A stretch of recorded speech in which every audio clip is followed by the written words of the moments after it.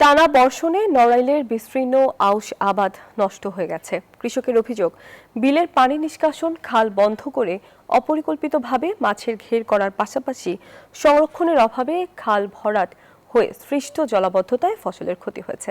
এতে লোকসানে পড়েছেন চাষিরা। বিলের খাল পুনর্খননের আশ্বাস কৃষি বিভাগের। খায়রুল আরিফিন রানার তথ্যচিত্রে ডেস্ক রিপোর্ট।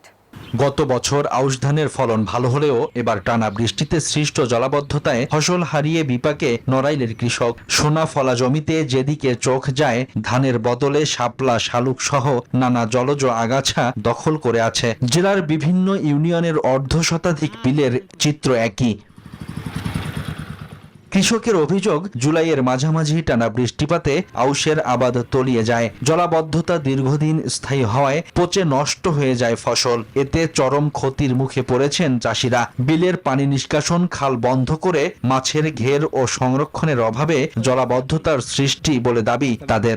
একটা ধানও নাই বা 3 ফাঁকি জমি লাগাইছি, 3 ফাঁকি ধরেই আমার পুরোটা মারি। খাল খনন না করলে আমাদের এই 20টা বিল মানে 20টা ডাঙ্গা মার হয়ে যাচ্ছে। যে আমরা ধান পান লাগাইছি সবই আমাদের ব্যর্থতা। আমাদের যে কি ক্ষতি হয়েছে তার বলার নাই।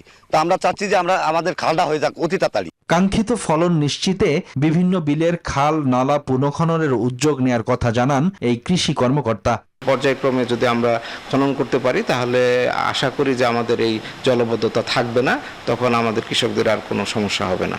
জলাবদ্ধতা নিরসনে অবরুদ্ধ খাল নালা পুনরুদ্ধারের দাবি কৃষকের।